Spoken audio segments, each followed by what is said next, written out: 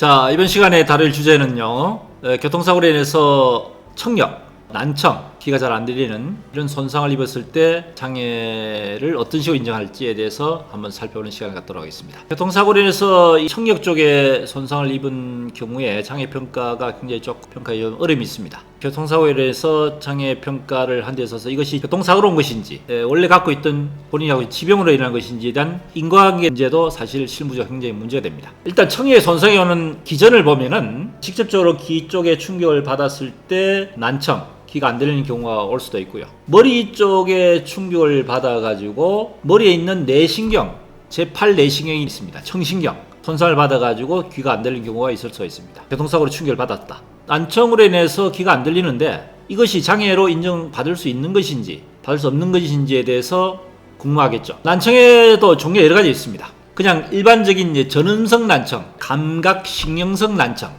전음성 난청, 감각신경성 난청이 혼합된 혼합성 난청, 소음성 난청, 이명 이런 것처럼 난청의 여러 가지 종류가 여러 가지 있습니다. 자, 전음성 난청이 어떤 것이냐? 귀에는 외이, 바깥귀부터 해가지고 안쪽에 있는 중이, 귀 안쪽에 있는 내이까지 있습니다. 이 내이 안에 이제 청신경, 신경세포가 있어요. 그럼 외이, 중이를 통해서 바깥에서 누군가의 소리가 들리면은 그 소리가 바깥귀를 통해서 안쪽으로 신경세포까지 전달돼야지만이 내 쪽으로 전달돼서 그걸 알아듣게 됩니다. 소리를. 전음성 난청이라는 것은 외이 중위를 통해서 그 소리의 진폭이 뇌 안에 있는 신경, 청신경 쪽에 신경세포가 전달하는 것이 문제인데 이것이 그 가는 과정에서 문제 생겼을 경우 전음성 난청입니다. 감각신경성 난청이라는 것은 신경세포 자체가 손상이 입은 경우죠. 바깥에서 흘러가는 그 신경 통로, 그 과정에 문제가 생긴 것이 아니고 감각신경성 손상이라는 것은 그 안에 있는 신경세포 자체가 세포 자체에 손상이 입은 경우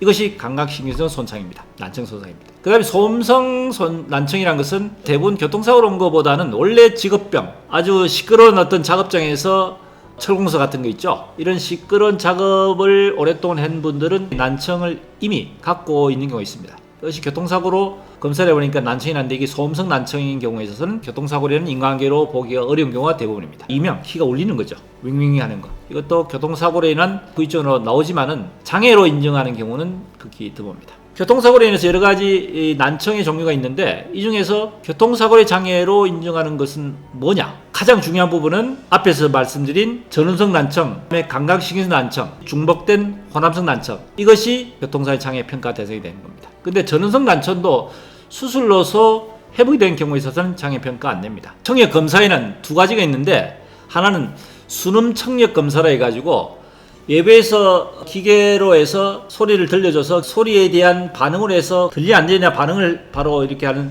수동 검사가 있고 감각신경 반응 검사를 해가지고 베라 검사를 해서 기계로 합니다. 본인이 들리 안 들리는 것을 표시하는 것이 아닌 기계로 해서 그 안에 있는 감각 반응이 이상이 있는지 없는지에 대한 반응 검사라는 것입니다.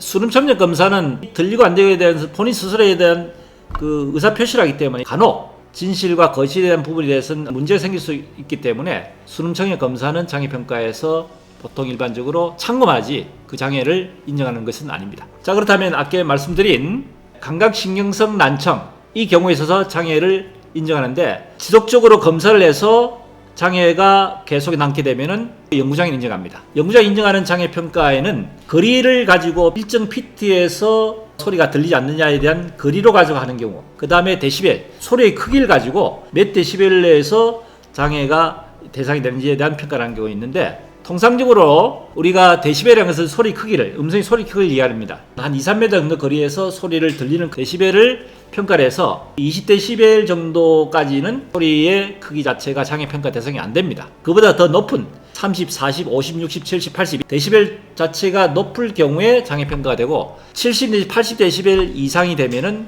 아예 귀가 아예 안 들리는 농 상태, 귀머거리 상태를 장애로 평가합니다. 귀가 아예 안 들리는 거죠. 20데시벨 정상부터 해서 40데시벨 이 경도, 50에 60데시벨 중도 그 이상을 완전히 고도로 해서 장애평가에 대한 소리 크기를 데시벨 또는 거리, 피트로 해서 일정 거리에서 소리가 들리지 않는 크기를 이야기합니다. 1피트, 2피트, 5피트, 10피트, 20피트 이런 식으로 그 거리에 따라서 소리 크기를 평가하든지 소리 크기를 데시벨로 평가하는 이 두 가지 방식에서 장애 평가를 하고 장애 대상이 되면은 영구장애로 인정하고 있습니다. 조금 어렵죠. 교통사고에 인해서 청력의 손상의 경우에 있어서 장애 평가를 하는데, 이 장애 평가는 아까 말씀드린 감각신경성 난청의 경우에 있어서 신경세포 자체가 문제 생겼을 때 장애를 인정하는데, 그것이 데시벨 또는 피트에 따라서 일정 그 기준 이상이 되는 경우에 있어서는 장애를 인정한다 하는 내용을 가지고 말씀드렸습니다. 도움이 되셨기를 바랍니다. 감사합니다.